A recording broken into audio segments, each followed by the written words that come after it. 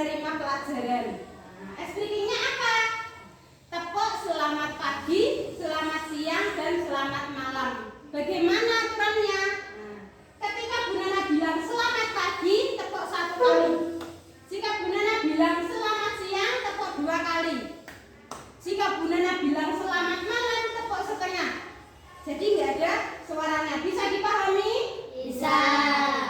Oke, mari kita coba. Selamat pagi, selamat siang, selamat malam.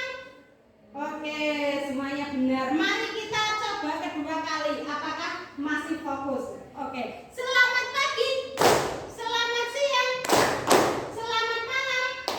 Oke, Mbak Mila, silakan maju. Nah, nanti Mbak Mila karena kurang fokus, nanti Mbak Mila bisa menyanyikan lagu Garuda Pancasila. Garuda Pancasila, akulah pendukungmu, patriot proklamasi, sedia berkorban untukmu. Pancasila dasar negara, rakyat adil makmur sentosa, pribadi bangsaku. Ayo maju, ayo maju, maju, ayo maju, maju. Bu Nana akan mengabsen dulu siswa-siswi yang datang pada hari ini.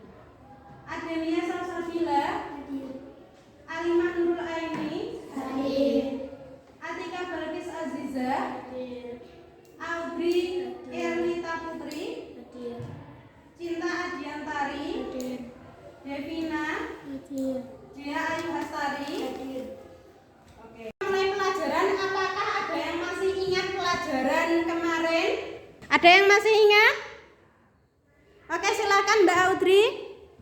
Identifikasi, deskripsi bagian dan kesimpulan. Oke, kemarin kita sudah dari tentang struktur teks deskripsi yang terdiri dari 3 bagian. Yang pertama identifikasi, yang kedua deskripsi bagian, yang ketiga kesan atau kesimpulan. Sebelumnya Bu Nana akan menyampaikan tujuan pembelajaran yang akan kita pelajari pada hari ini. Yang pertama, menemukan informasi dan menyimpulkan teks deskripsi. Yang kedua, mengenali isi dan menelaah struktur teks deskripsi. Yang ketiga, menganalisis unsur kebahasaan teks deskripsi.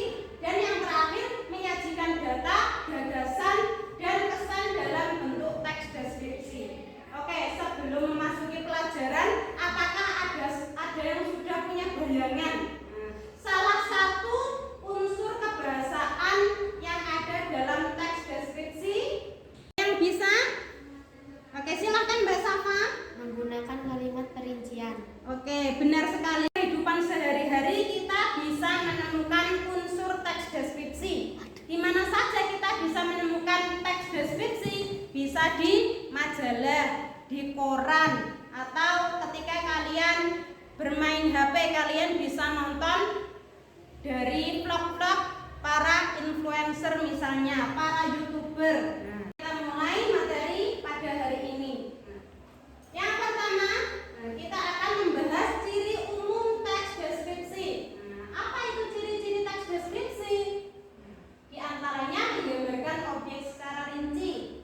Yang kedua, menggunakan panca indera dan berfokus pada satu objek tertentu yang dideskripsikan. Oke.